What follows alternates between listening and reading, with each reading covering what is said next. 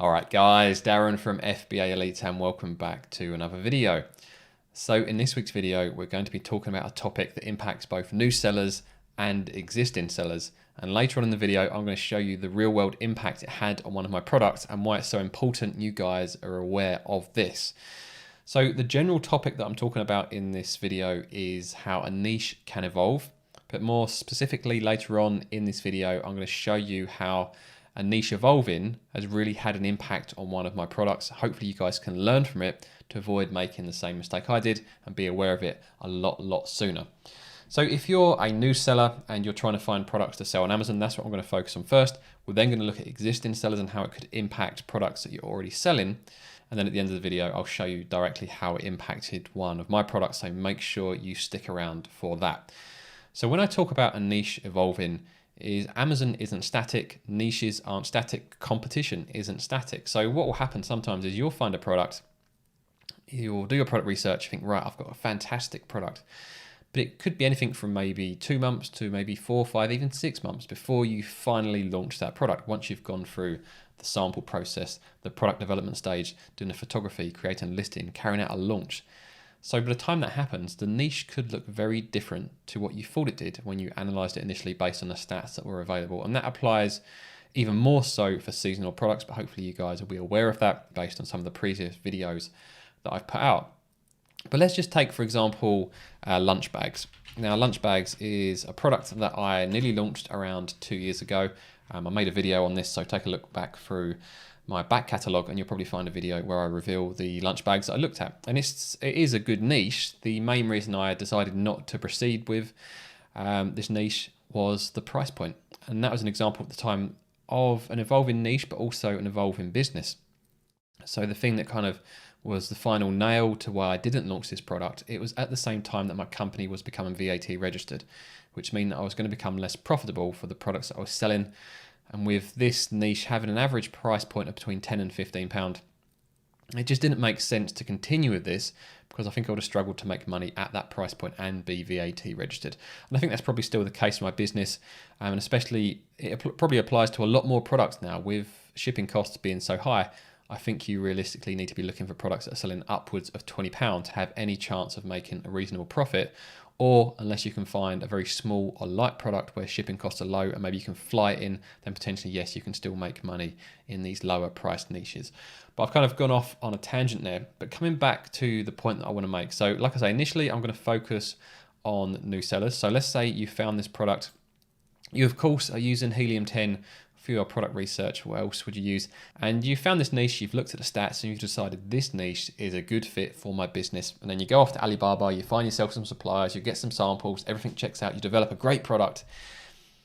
And then you are ready to commit. You're ready to spend £2,000, £3,000, £4,000 on inventory. Well, I'd recommend anyone before you commit that large amount of money, come back to Helium 10 or come back to whichever product research tool you're using and see what the niche looks like and analyze it with fresh eyes against the goals you have for your business to make sure things still stack up.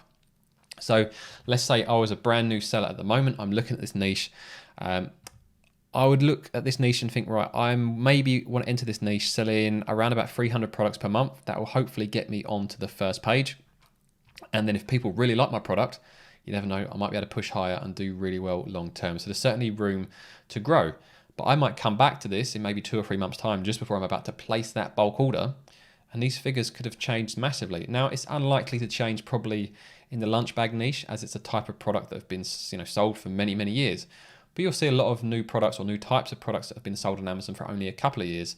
And these things can evolve a lot more quickly. So it's so important to check that before you pull the trigger and invest a lot of money. So with Helium 10, one thing you can do, let me just resize this window so you guys can see all of the tools.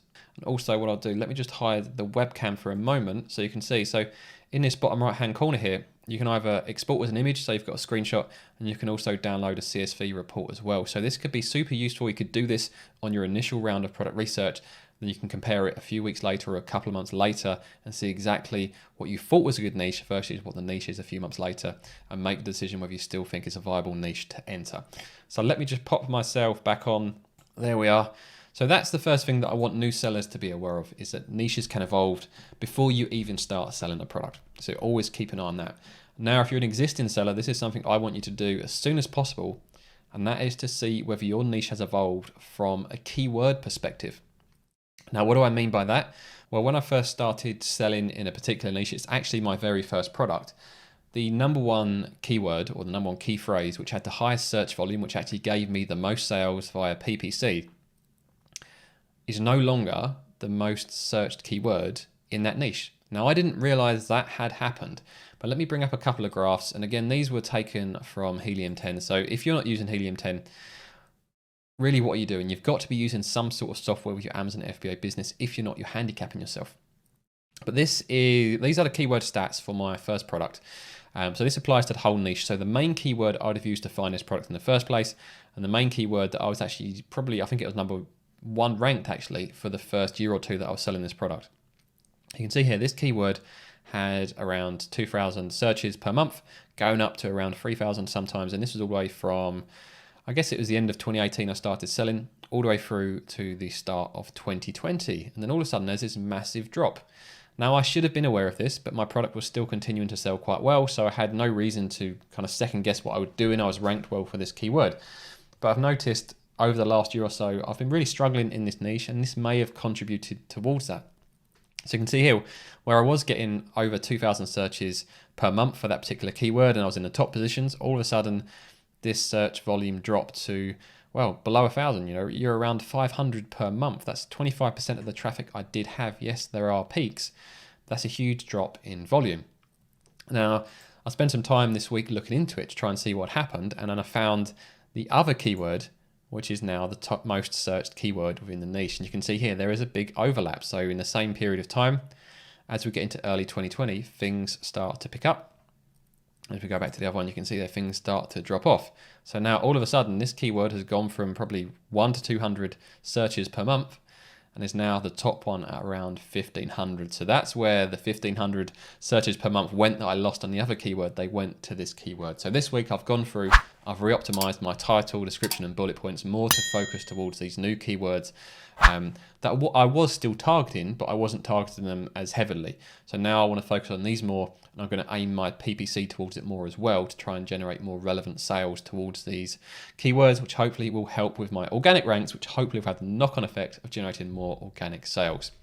So as an existing seller, check this for all of your products now to see whether the keywords in the niche have evolved. So like I said, I've been using Helium 10 as my product research software, and that's what I use to see these stats. I'm able to see the fact that this niche has actually evolved. If you guys are interested in trying Helium 10, I'll pop up some discount codes.